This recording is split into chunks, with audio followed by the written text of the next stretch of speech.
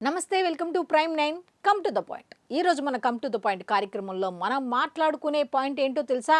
20 పాయింట్ల గురించి మాట్లాడుకోబోతున్నాం. వామ్మో, 20 పాయింట్లు అనుకుంటున్నారా? ఎస్, ఖచ్చితంగా 20 పాయింట్ల గురించి అయితే ఈరోజు మనం మాట్లాడుకోబోతున్నాం. ఇంతకీ ఆ 20 పాయింట్లు ఏమిటి అంటే, ఆనాటి ముఖ్యమంత్రికి నేటి ఉప ముఖ్యమంత్రికి ఉన్న తేడా ఏంటి, ఆనాటి జగన్కి నేటి పవన్కి ఉన్న తేడా ఏంటి అన్న థంబ్నెయిల్తో అయితే ఒక 20 సూత్రాలు అయితే, సూత్రాలు అనాలో లేక పాయింట్లు అనాలో నాకు తెలియదు, కానీ 20 పాయింట్లు అయితే నేనైతే కంపారిజన్ చేస్తూ రెడీ చేశా. సో మీరైతే ఖచ్చితంగా ఈ 20 పాయింట్లు చివరి వరకు చూడండి. ఇంకో విషయం ఏంటి అంటే, ఒకవేళ ఈ 20 పాయింట్లు కాకుండా ఇంకా ఏదైనా తేడా గనక మీరు గమనించి ఉంటే, అంటే నా దృష్టికి రానివి కొన్ని ఉంటాయి కదా, ఒకవేళ మీరు ఆలోచించినప్పుడు కనుక కొన్ని రకాల పాయింట్లు కనుక వస్తే తప్పకుండా మీ అభిప్రాయాన్ని కామెంట్ రూపంలో తెలియచేయండి. అయితే యాజ్ యూజువల్గా మనం గత వీడియోకి సంబంధించిన కామెంట్ గురించి అయితే మాట్లాడేసుకుంటాం కదా. అదేమిటి అంటే, ఒక సార్ పెద్ద ఆయనే నాకు కాల్ చేశారు. నా నంబర్ తెలుసు ఆయనకి, ఆయన నాకు కాల్ చేశారు. ఏంటి ఎప్పుడు చూసినా పవన్ కళ్యాణ్ గురించే చెప్తావు, బోర్ కొట్టట్లేదా అని. అరే, ఒక పని చేసి 10 సార్లు చెప్పుకుంటే బోర్ కొట్టిద్ది, దాన్ని డబ్బా కొట్టడం అంటారు. కానీ 10 పనులు ఒక వ్యక్తి చేస్తుంటే 10 రకాలుగా ఉంటుందిగా, బోర్ ఎందుకు కొడుతుంది? ఇంకా ఏదైనా చెప్పాలి అని ఇంకా ఉత్సాహంగా ఉంటుంది అని చెప్పి నేనైతే ఆన్సర్ ఇచ్చా. సో ఇక బోర్ కొట్టించకుండా ఇక పాయింట్లోకి వెళ్ళిపోదాం. 20 పాయింట్లలో మొదటి పాయింట్, జగన్ గారి పార్టీ పేరు అంటే ఆనాటి ముఖ్యమంత్రి పార్టీ పేరు వైఎస్ఆర్సీపీ. వాళ్ళ ఫాదర్ రాజశేఖర్ రెడ్డి గారి ట్యాగ్ అయితే ఉంది. ఆ జాలితోనే, ఆ పేరుతోనే గెలిచారు, తండ్రి లేని బిడ్డ అనే ట్యాగ్ లైన్తో గెలిచారు అని అప్పటి నానుడి. ఇప్పటికీ అదే ఉందనుకోండి.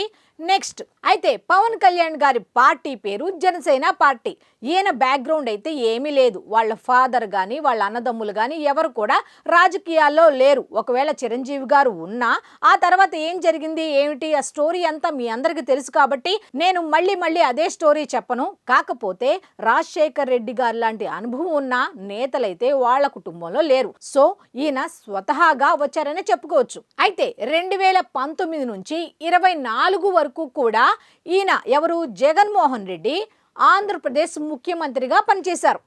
అయితే ప్రస్తుతం 2024 ఎన్నికల్లో జరిగినటువంటి ఆంధ్రప్రదేశ్కు సంబంధించిన ఎన్నికల్లో కూటమి ప్రభుత్వాన్ని ఏర్పాటు చేసి దాంట్లో విజయం సాధించి డిప్యూటీ సీఎంగా పనిచేస్తున్నారు ఈ పవన్ కళ్యాణ్ గారు. ఇది రెండో పాయింట్. ఇక మూడో పాయింట్, 5 ఏళ్లలో కార్యకర్తలను పట్టించుకున్నదే లేదు. అసలు కార్యకర్తలు అంటే జెండాలు మోసేవాళ్లేనా అన్న స్థాయి దాకా వాళ్లకు వాళ్లే మనోవేదన చెందిన సందర్భాలు చాలా ఉన్నాయి. పైగా ఒక కోటరీని ఏర్పాటు చేసుకొని ఆ కోటరీ ఏది చెప్తే అదే, అంతే తప్ప కార్యకర్తలు ఏమనుకుంటున్నారు ఏంటి అనే గ్రౌండ్ లెవెల్ ఆలోచనే లేదు గత 5 ఏళ్లలో జగన్మోహన్ రెడ్డి గారికి. ఇక పవన్ కళ్యాణ్ గారి విషయానికి వస్తే, కార్యకర్తలు అంటే జెండాలు మోసేవాళ్ళు కాదు, కార్యకర్తల నుంచి నాయకులుగా ఎదగాలి అన్న ఉద్దేశంతో కమిటీలను ఏర్పాటు చేశారు. ఏ విధంగా? ఆ కార్యకర్తలే వాళ్ళలోని ఒక లీడర్ని ఎన్నుకునేలాగా కమిటీలను ఏర్పాటు చేశారు. ఒక రకంగా చెప్పాలంటే ఇది ఒక వినూత్న ఆలోచన అని చాలా మంది చెప్పుకుంటున్న మాట. ఇక పదవి వాడకం అనే ట్యాగ్ లైన్తో మంత్రి పదవుల దగ్గర నుంచి, చైర్మన్ పదవుల దగ్గర నుంచి ఇక మిగతా ఏ పదవులు ఇచ్చినా సరే మీ ఇష్టం, పదవి వాడకం అనే ఉద్దేశంతో వాళ్ళు ఏం మాట్లాడినా కరెక్టే, ఏం చేసినా కరెక్టే అన్నట్టుగా వాళ్ళని వదిలేశారు ఊరు మీదకి, కనీసం పట్టించుకోకుండా. మరి ఈయనేం చేశారో తెలుసా? ఈయనేం చేశారు అంటే, పదవి బాధ్యత. పదవి ఊరికే రాదు, కష్టపడితే వస్తుంది. కాబట్టి అదే పదవి దక్కింది కాబట్టి బాధ్యతగా వ్యవహరించండి అంటూ పదవి బాధ్యత అంటూ మంత్రుల దగ్గర నుంచి కింద కార్పొరేషన్లకు సంబంధించి ఏ పదవులైతే ఎవరికైతే ఇచ్చారో వాళ్ళందరినీ కూడా పిలిపించి ఏం చెప్పారు అంటే, ఇలా ఉండాలి, అలా ఉండాలి, అలా మాట్లాడాలి, ఈ విధంగా ముందుకు వెళ్ళాలి అంటూ పదవి బాధ్యత కార్యక్రమాన్ని చేపట్టారు. ఎంత డిఫరెన్స్ ఆనాటి జగన్కి నేటి పవన్కి అంటే ఈ 4 పాయింట్లే కాదు, ఇంకా ఉన్నాయండో చూడండి. నెక్స్ట్ 5వ పాయింట్, జగన్ గారి సైడ్ గత 5 ఏళ్లలో గెలిపించిన ప్రజల దగ్గరికి ఎన్నిసార్లు వెళ్ళారు? ఒక్కసారి ఆలోచించండి. ఎన్నిసార్లు వెళ్ళి పలకరించారు? ఎంత తేడా ఉంది 5 ఏళ్లలో? 5 ఏళ్ళు అంటే సంవత్సరానికి 365 రోజులు అయితే 5 ఏళ్లకి ఎంత అవుతాయి ఒకసారి ఆలోచించుకోండి. అన్ని రోజుల్లో కనీసం ఒక్క రోజైనా ప్రజల దగ్గరకు వెళ్ళి వాళ్ళ కష్టాలు నష్టాలు ఏమైనా తెలుసుకున్నారా అంటే అస్సలు తెలుసుకునే లేదు. పరదాల మాటను తిరిగారు. చాలా సందర్భాల్లో పరదాల మాటను తిరిగారు. నెక్స్ట్ ఇక పవన్ కళ్యాణ్ గారి గురించి మాట్లాడుకుంటే కేవలం 20 నెలల్లోనే ఎన్నిసార్లు ప్రజల దగ్గరకు వెళ్ళారు? ఎంత మమేకం అయ్యారు? వాళ్ళ కష్టాలు తెలుసుకున్నారా లేదా? వాళ్ళ బాధలను తెలుసుకున్నారా లేదా అనేది ఒక్కసారి కంపారిజన్ చేస్తే ఆనాటి జగన్కి నేటి పవన్కి ఉన్న తేడా స్పష్టంగా తెలుస్తుంది. పవన్ కళ్యాణ్ గారి గురించి ఇంకొక విషయం ఏంటి అంటే గెలిచిన తర్వాత వస్తా అని ఎవరికైతే మాట ఇచ్చారో ఆ మాట ప్రకారం గెలిచిన తర్వాత వాళ్ళని వెళ్ళి 20 నెలల్లో వెళ్ళి కలవటం జరిగింది. అప్పుడు జగన్మోహన్ రెడ్డి గారు ఏం చేశారు? తండ్రి చనిపోయినప్పుడు ఓదార్పు యాత్ర అంటూ అప్పుడు తిరిగారు కానీ గెలిచిన తర్వాత తిరగల. ఈయన అప్పుడు ప్రజల దగ్గరికి వెళ్ళి నాకు ఓటేయండి గెలిపించండి అని కోరారు. ఆ తర్వాత కూడా ఎవరికైతే హామీ ఇచ్చారో వాళ్ళ దగ్గరికి వెళ్ళారు. అయితే గత 5 ఏళ్లలో ఎంతసేపు సంక్షేమం సంక్షేమం సంక్షేమం సంక్షేమం ఇస్తే చాలు ఇంక ఏది అవసరం లేదు అంటూ ఉచితాలు ఇచ్చారు. ఎలా? బటన్లు నొక్కి ఉచితాలు అందించారు అప్పుడు ఆనాటి గత 5 ఏళ్లలో. మరి ఇప్పుడు సంక్షేమం అయితే చాలదు, అభివృద్ధి జరగాలి. ఎంతసేపు అప్పులు చేసి మనం సంక్షేమం అందిస్తే అభివృద్ధి సాధ్యపడదు. అభివృద్ధి జరిగితేనే సంక్షేమాన్ని అప్పులు చేయకుండా అందించగలము అని ముఖ్యమంత్రి నారా చంద్రబాబు నాయుడు గారి సలహాలు తీసుకొని ఆ విధంగా ముందుకు వెళుతున్నారు. సంక్షేమం ఒకటే చాలదు, అభివృద్ధి కూడా ఉండాలి, 2 కళ్ళు అవే అన్నట్టుగా. ఈయన మాత్రం మొత్తం ఫుల్ బాడీ అంతా కూడా సంక్షేమం అన్నట్టుగా చెప్పారు. వీళ్ళైతే ఒక వ్యక్తికి ఇంపార్టెంట్ కళ్ళు కాబట్టి సంక్షేమం అభివృద్ధి అనేవి 2 కళ్ళు అంటూ వాళ్ళు ఒకే ఏకతాటిపైకి వెళ్తున్నారు. ఇక 7వ పాయింట్ జగన్మోహన్ రెడ్డి గారి సైడ్ చూస్తే గత 5 ఏళ్లలో ఏం జరిగింది అంటే కొత్త పరిశ్రమలు రాకపోగా ఉన్న పరిశ్రమలు కూడా వెళ్ళిపోయాయి. భయభ్రాంతులకు గురి చేస్తే వెళ్ళిపోయాయి. భయపడి పక్క రాష్ట్రాలకు వెళ్ళి ఇప్పుడు ఏ స్థాయిలో ఉన్నాయి ఒక్కసారి చూసుకోండి. గత 5 ఏళ్లలో జరిగిన పరిశ్రమలకు సంబంధించి జరిగిన అభివృద్ధి అదే. మరి ఈ కాలంలో ఏం జరుగుతోంది? ఈ 20 నెలల్లో పవన్ కళ్యాణ్ గారు ఏం చెప్తున్నారు అంటే కొత్తగా పరిశ్రమలు పెట్టే వాళ్ళకి ఒకటే చెప్తున్నారు, నెక్స్ట్ 15 ఏళ్ళు మావే, ఎవరు రారు, మీరు భయపడాల్సిన అవసరం లేదు, రండి ఇక్కడ మౌలిక వస్తువులు కల్పిస్తామంటూ నారా లోకేష్ గారు కానీ చంద్రబాబు నాయుడు గారు కానీ పెట్టుబడిదారులను తీసుకువస్తుంటే వాళ్ళు అక్కడ వ్యక్తం చేస్తుంది ఏంటి? మళ్ళీ వాళ్ళు వస్తే మా పరిస్థితి ఏంటి అని వాళ్ళు క్వశ్చన్ చేస్తుంటే భరోసా ఇస్తున్నారు, ఏం రారు, మీరేం కంగారు పడద్దు, దయచేసి మీరు రండి, పరిశ్రమలు పెట్టండి, ఆంధ్రప్రదేశ్ అభివృద్ధికి మీ సహాయ సహకారాలు అందించండి అంటూ భరోసా ఇస్తున్నారు. ఆనాడు భయపెట్టారు, ఈనాడు భరోసా ఇస్తున్నారు. ఎంత తేడా ఈ 7వ పాయింట్ అనేది చెప్తోంది. ఒకసారి అబ్జర్వ్ చేయండి. గత 5 ఏళ్లలో ఆంధ్రప్రదేశ్కి రాజధాని 1 కాదు 2 కాదు 3, అదేదో యాడ్ చెప్తారు కదా 1 2 3 అన్నట్టుగా 3 ముక్కలాట.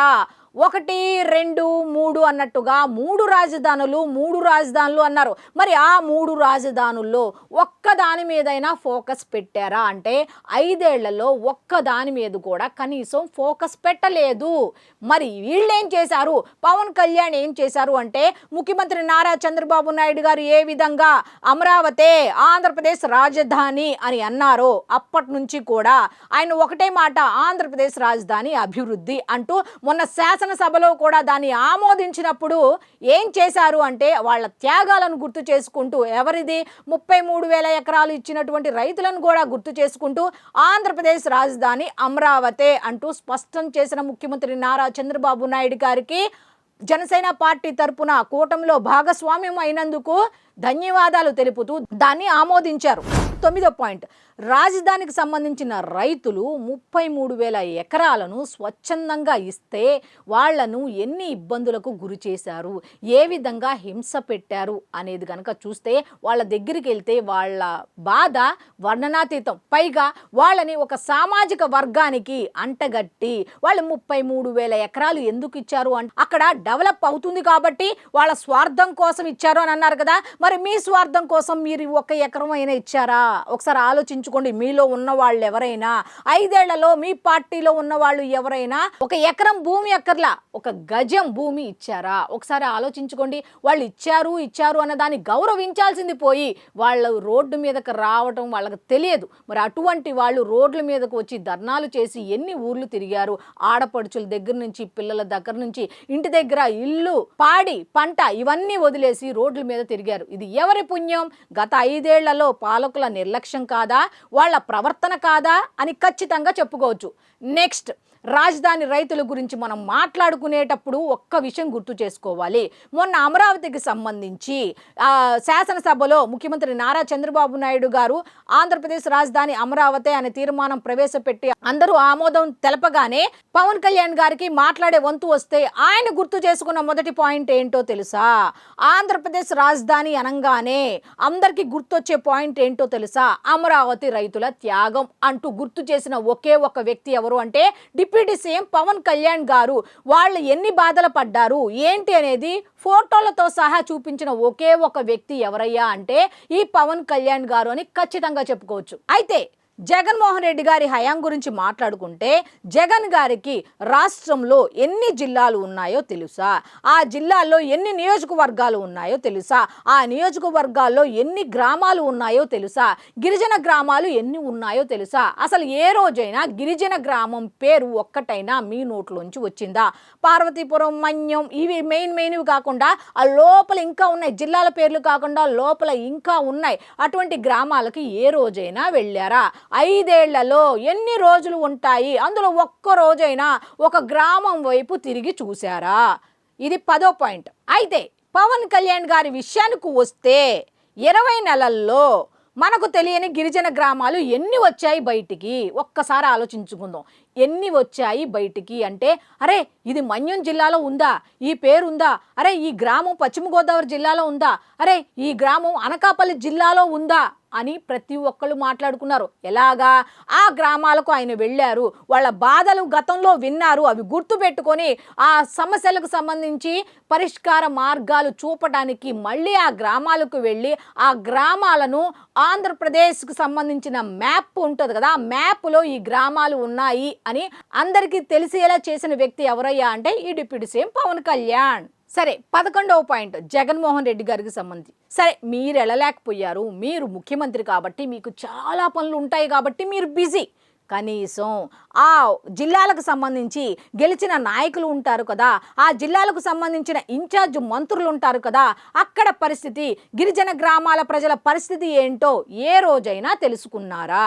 ఒక్కసారి చెప్పండి జగన్మోహన్ రెడ్డి గారు అంటే ఒక్కరోజు కూడా మీరు ఖచ్చితంగా ఆ గ్రామాల గురించి కనీసం సమీక్షా సమావేశాన్ని నిర్వహించిన దాఖలాలు ఎక్కడా లేవు అని చాలామంది చెప్తున్న మాట. అయితే ఈయన ఎవరు? డిప్యూటీ సీఎం పవన్ కళ్యాణ్ గారు ఏం చేశారు అంటే ముఖ్యమంత్రి చూసుకుంటాళ్లే, ఏదైనా సమస్య వస్తే ముఖ్యమంత్రి చూసుకొని చెప్తాళ్లే అని అనుకోలా.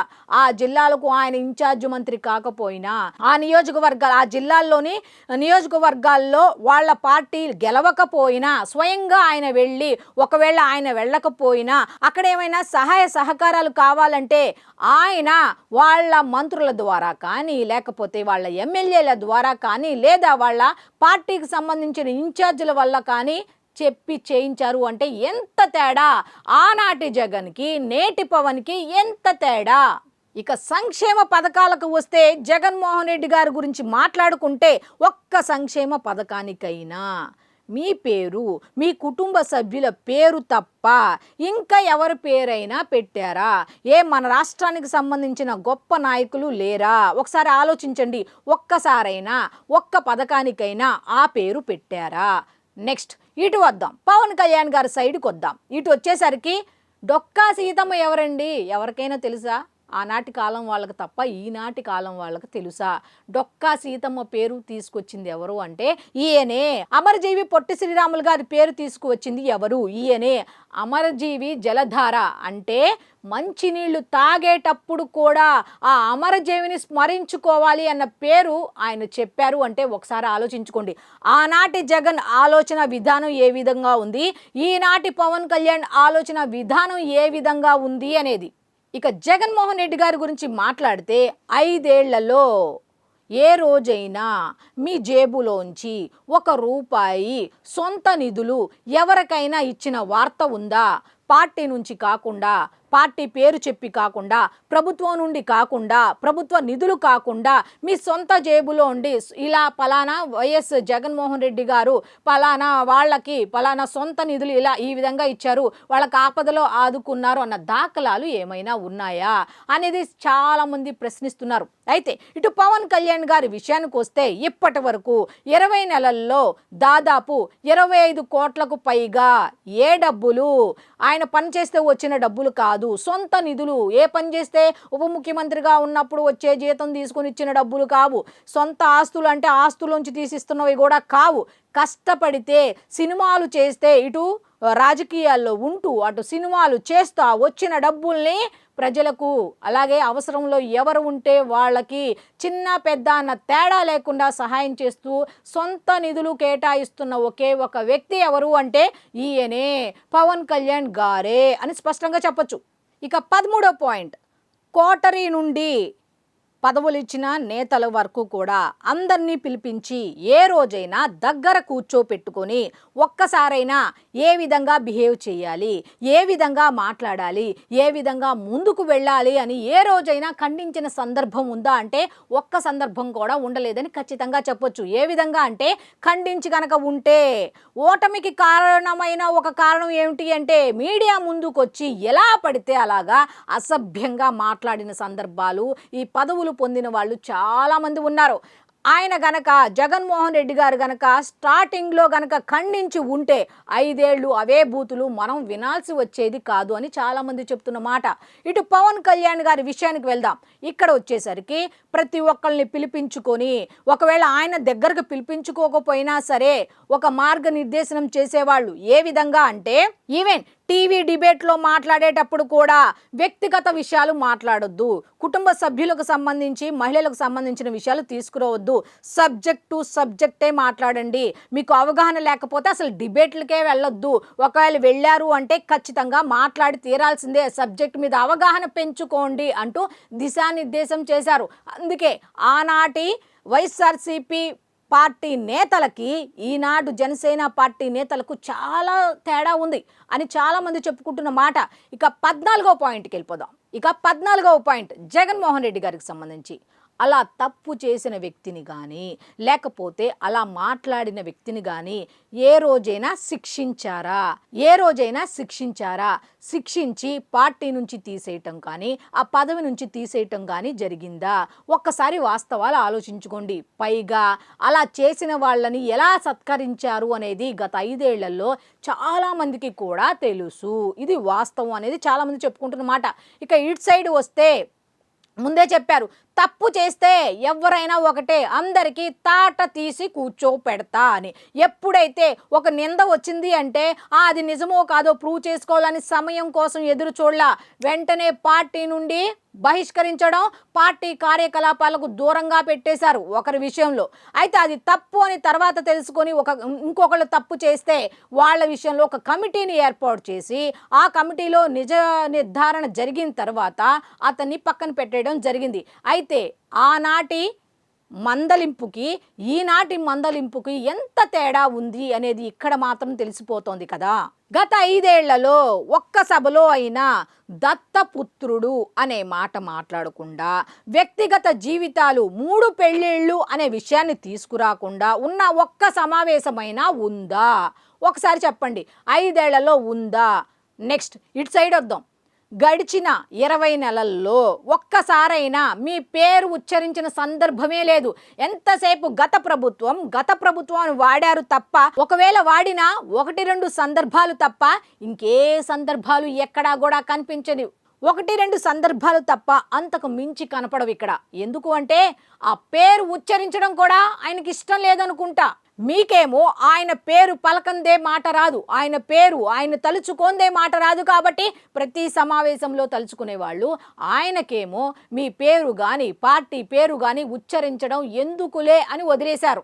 ఇక 16వ పాయింట్, ఒక మహిళా నేత వైఎస్ఆర్సీపీకి సంబంధించి ఒక మహిళా నేత ఒక డైలాగ్ కొట్టారు, గన్ కన్నా ముందు జగన్ ఉంటాడు, ఎక్కడ అన్యాయం జరిగినా అని ఒక పెద్ద సినీ డైలాగ్ ఒకళ్ళు చెప్పారు, ఒక మహిళా నేత. అయితే ఎన్ని ధర్నాల్లో ఆయన పాల్గొన్నారమ్మా, ఎన్ని ఉద్యమాల్లో పాల్గొన్నారమ్మా, ఎక్కడ అన్యాయం జరిగితే ఆయన వచ్చి వాలేరమ్మా. మీతో చుట్టుపక్కన ఏం జరిగినా మీరెళ్ళి పరామర్శించి లేకపోతే మీరెళ్ళి అక్కడ హంగామా సృష్టించిన సందర్భాలు తప్ప ఆయన ఎక్కడికన్నా గన్ కన్నా ముందు జగన్ అన్న విధంగా ఎక్కడైనా ఏ సందర్భంలో అయినా ఎవరికైతే కనిపించలేదట. మరి మీకేమైనా కనిపించారా? ఒకవేళ మీకు కనిపించిన సందర్భాలు ఉంటే ఖచ్చితంగా చెప్పండి, దాని గురించి కూడా మాట్లాడుకుందాం అని కొంతమంది చెప్తున్నారు. ఇక్కడ పవన్ పేరులోనే ఉంది వాయుపుత్రుడు అని. వాయువు ఏ విధంగా అందరికన్నా స్పీడ్గా ఉంటుందో ఒక సమస్య పరిష్కారం వైపు వెళ్ళాలి అంటే ఏ విధంగా ఆలోచించాలి అనేది ఆయన కన్నా ఎవరికీ తెలీదు. సమస్య ఉందా, దానికి మాత్రం స్పాట్లో పరిష్కారం చూపించే ఒకే ఒక వ్యక్తి ఎవరు అంటే ఈయనే అని చాలామంది చెప్పుకుంటున్న మాట. ఎందుకంటే ఈ 20 నెలల్లో ఎన్ని సందర్భాలు చూసాం, అది మన అందరికీ తెలిసిందే. అయితే గడిచిన ఐదేళ్లలో శాసనసభలో మీరు కానీ మిగతా వాళ్ళు కానీ హుందాగా ప్రవర్తించిన సందర్భం ఒకటి ఉందా? వాళ్ళు వెకిలి మాటలు మాట్లాడుతుంటే వెకిలి నవ్వుతూ ఏ విధంగా కూర్చున్నారో ఎవరికి తెలియదు. శాసనసభ సమావేశాలు తెలిసిన ప్రతి ఒక్కరికి తెలుసు. శాసనసభ అంటే గతంలో ఎలా జరిగేది, ఎంత మర్యాదపూర్వకంగా ఉండేది. మరి 2019 నుంచి 24 మధ్యలో శాసనసభ పనితీరు ఆ విధంగా ఉంది అంటే ఎవరి పుణ్యం అని చాలామంది అడుగుతున్నారు. నెక్స్ట్ ఇంకొకటి, శాసనసభలో 20 నెలల క్రితం ఏ విధంగా మొదటి రోజు ఎంతో పద్ధతిగా ఎంతో హుందాగా అడుగుపెట్టిన వ్యక్తి నిన్న ఆంధ్రప్రదేశ్ రాజధాని అమరావతి అనే తీర్మానానికి సంబంధించి ఆమోదం తెలపడానికి పెట్టిన శాసనసభలో కూడా అంతే మర్యాదగా అంతే హుందాతనంతో ప్రవర్తిస్తున్న వ్యక్తి ఎవరయ్యా అంటే ఇదిగో ఈయనే అని స్పష్టంగా చెప్పొచ్చు. ఎందుకంటే ఆయన ఆ రోజు మాట్లాడిన మాటలు ఎంత మెచ్యూరిటీతో ఉన్నాయో అందరికీ తెలిసిందే. ఇక నెక్స్ట్ పాయింట్, సంక్షేమం ఇచ్చాం, ఉచితాలు ఇస్తున్నాం, ఎందుకు గెలిపించరు మమ్మల్ని అన్న ధీమాతో కనీసం ప్రచారంలో కూడా పాల్గొనకుండా ఎవరికో అప్పచెప్పేసి కోటరీకి అప్పచెప్పేసి చక్కగా ముసుగేసి దాన్ని పడుకుంటే మరి ప్రజలు గెలిపిస్తారా? ప్రజలు కూడా మార్పు కోరుకుంటారు కదా. ఖచ్చితంగా వైఎస్ఆర్సీపీకి సంబంధించి ఓటమికి గల కారణాల్లో ఇది ఒక కారణంగా ఆయనే ఒప్పుకున్నారు. కాబట్టి ఒకసారి మనం ఆలోచిస్తే ప్రజల్ని ఎప్పుడూ తక్కువ అంచనా వేయకూడదు అని ఖచ్చితంగా తెలుస్తుంది. అయితే ప్రెజెంట్ గురించి మాట్లాడుకుందాం, పవన్ కళ్యాణ్ గారి గురించి మాట్లాడుకుందాం. పవన్ కళ్యాణ్ గారి గురించి కనుక మనం మాట్లాడుకుంటే మరో 15 ఏళ్ళు మావే, ఆ మాటలో ఎంత హుందాతనం, ఎంత గౌరవం ఉంది ప్రజల పట్ల అనేది తెలుస్తుంది. ఆయన ఏం చెప్తున్నారో తెలుసా? ప్రతిసారి కూడా 15 ఏళ్ళు మాటకు ముందు ఒక మాట చెప్తున్నారు. ఏమని అంటే ప్రజలు తమ ఇంటి సభ్యునిగా చేర్చుకోండి. నాకు ఏ సమస్య అయినా మీరు చెప్పినప్పుడు ప్రతి సమస్యకి కొంత సమయం నాకు ఇవ్వండి, కొంచెం సమయం పడుతుంది అంటూ మీరు గనక నాకు సమయం ఇస్తే మీ ప్రతి సమస్యకి కూడా పరిష్కార మార్గాన్ని నేనైతే చూపిస్తా అంటూ మరో 15 ఏళ్ళు మావే అంటూ ఖచ్చితంగా చెప్తున్నారు. అంటే ఆ మాటల్లో ఎంత మర్యాద దాగి ఉంది ఒకసారి ఆలోచించండి. ఆ ధీమాకి ఈ మర్యాదకి ఎంత తేడా ఉంది ఒకసారి ఆలోచించండి. గత 5 ఏళ్లలో ఒక్కసారి అయినా మీరు కానీ మీ నేతలు కానీ గ్రామీణ ప్రాంతాలను పట్టించుకున్నారా? గ్రామీణ ప్రాంతాలకు వెళ్ళారా? పంచాయతీరాజ్ శాఖలో ఏం జరుగుతుందో తెలుసుకున్నారా? పంచాయతీలు ఏ విధంగా పనిచేస్తున్నాయో తెలుసుకున్నారా? రోడ్లకు సంబంధించి గ్రామాల మౌలిక సదుపాయాల గురించి ఏ రోజైనా మీరు వెళ్ళి చూసారా? అంటే ఈయన గురించి చెప్పాలి, ఏ రోజైనా వెళ్ళి చూసారా అంటే ఒక్కరోజు కూడా వెళ్ళిన దాఖలాలు లేవు. ఎందుకంటే కేంద్ర ప్రభుత్వం కూడా మొట్టికాయలు వేసిన సందర్భాలు చాలా ఉన్నాయి అని చాలామంది చెప్తున్న సందర్భం ఇది. ఇప్పుడు పవన్ కళ్యాణ్ గారు అది చేశారు, ఇది చేశారు, అంత చేశారు, ఇంత చేశారు అనేది ఏమి చెప్పకుండా సింపుల్గా చెప్పుకుందాం. 24వ స్థానంలో ఉన్నటువంటి పంచాయతీరాజ్ శాఖను మొదటి స్థానంలోకి తీసుకువచ్చిన ఒకే ఒక వ్యక్తి ఎవరయ్యా అంటే ఈ పవన్ కళ్యాణ్, ఈ డిప్యూటీ సీఎం పవన్ కళ్యాణ్ గారు అని స్పష్టంగా తెలుస్తుంది. ఏమి చెప్పకర్లా. 24వ స్థానం ఎక్కడా, మొదటి స్థానం ఎక్కడా, ఎంత డిఫరెన్స్ ఉంది. ఇప్పటి వరకు 19 పాయింట్లు అయితే చెప్పా. మరి 20వ పాయింట్ ఏంటి అనుకుంటున్నారా? ఆ 20వ పాయింట్ను మాత్రం నేను చెప్పను. ఇప్పుడు 20 పాయింట్ నేను చెప్పాను అనుకోండి, ఇప్పుడు ఏమంటారు అంటే ఇవన్నీ కావాలనే పవన్ కళ్యాణ్ గారి గురించి చెప్తారు, ఇలాగే చెప్తారు, అలాగే చెప్తారని రకరకాల కామెంట్లు పెడతారు. అలా కాకుండా 20వ పాయింట్ ఏంటో తెలుసా? సాక్షాత్తు శాసనసభలో ముఖ్యమంత్రి నారా చంద్రబాబు నాయుడు గారు పవన్ కళ్యాణ్ గారిని అలాగే జగన్మోహన్ రెడ్డి గారిని కంపేర్ చేస్తూ ఆయన ఏం చేశాడు, ఈయనేం చేశాడు అనే దాని మీద చెప్పారు. అదేంటి అనేది వాస్తవాలు ఒకసారి చూడండి, అప్పుడు అర్థమవుతుంది నేను ఓన్గా చెప్పినవా లేకపోతే బయట జరిగినవా ఇవన్నీ అని తెలుస్తుంది. నేను చెప్పిన 19 పాయింట్లు ఒక లెక్క, ముఖ్యమంత్రి నారా చంద్రబాబు నాయుడు గారు చెప్పిన పాయింట్ ఒక లెక్క, టోటల్గా 20 పాయింట్లు. సో నేనైతే ఈ 20 పాయింట్లు అయితే ఓవరాల్గా కరెక్టే చెప్పానేమో అని అనుకుంటున్నా. ఒకవేళ ఇంకా పాయింట్లు ఉన్నాయి, బాబో ఇవేనా ఇంకా రాయలే కానీ కొండవీటి చాంతాడంత ఉంది అని అనుకునే వాళ్ళు మీ అభిప్రాయాన్ని తప్పకుండా కామెంట్ రూపంలో తెలియచేయండి. సో ఇది ఈనాటి కమ్ టు ద పాయింట్ కార్యక్రమం. మళ్ళీ రేపటి కమ్ టు ద పాయింట్ కార్యక్రమంలో కలుసుకుందాం. అంతవరకు సెలవు, నమస్కారం.